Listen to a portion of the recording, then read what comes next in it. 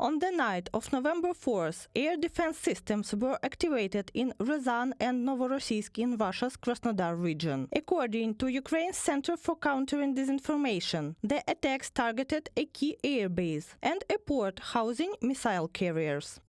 Ryazan strikes on the Dyagilevo airbase, one of the key strategic aviation bases of the Russian Federation. In Novorossiysk, a port was attacked where Russia bases missile carriers involved in strikes against Ukraine. Andriy Kovalenko, head of the Center for Countering Disinformation at the National Security and Defense Council, on Telegram.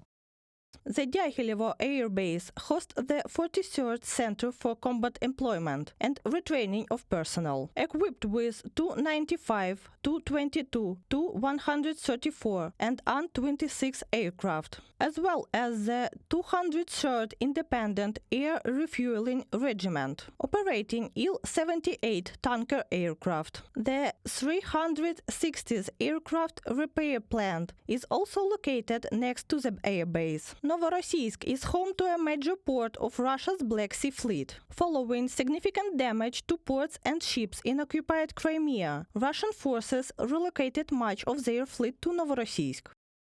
Almost all the main combat-ready ships have been moved by the enemy from the main base of the Black Sea Fleet, and the ships are kept in Novorossiysk, and some of them are kept in the Sea of Azov. Oleksiy Nyshpapa, commander of the Navy of the Armed Forces of Ukraine, Vice Admiral, in the interview with Reuters.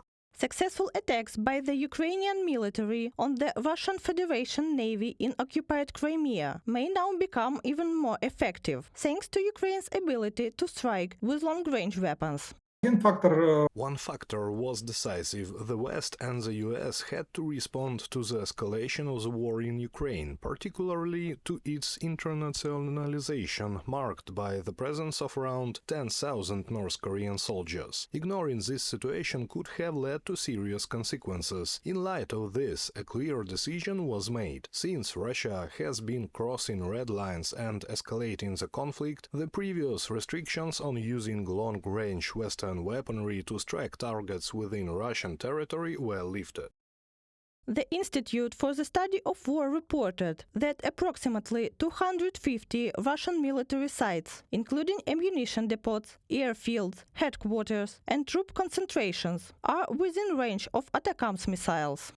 Ukraine is already hitting the right targets, such as ammunition storage sites and headquarters. I also like to see the continued targeting of Russian facilities in Crimea, the decisive terrain of this war, in order to make it untenable for Russian forces. That is the first step towards the liberation of Crimea, making it untenable, then isolating it, which will come with the destruction of the Crimean Bridge. Ben Hodges, American general, former commander of the US Army in Europe, in the interview with RBK Ukraine.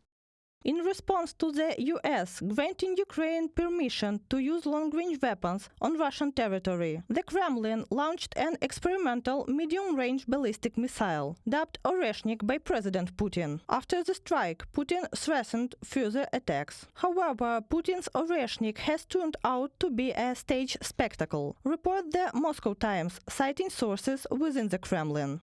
There were brainstorming sessions about how to respond to and deter the Americans and British from allowing Zelensky to use long-range weapons, and how to scare Berlin and others. This staged show, which included the Oreshnik strike and spreading footage on social media and in foreign media, was a multi-step operation. The Moscow Times writes, citing Russian officials on Telegram. The Moscow Times report also claimed that Russia likely lacks real stockpiles of the new Oreshnik missile, and production could take 5-7 years to establish. Reported by Bastun Katerina Yulia Granovska, UATV News.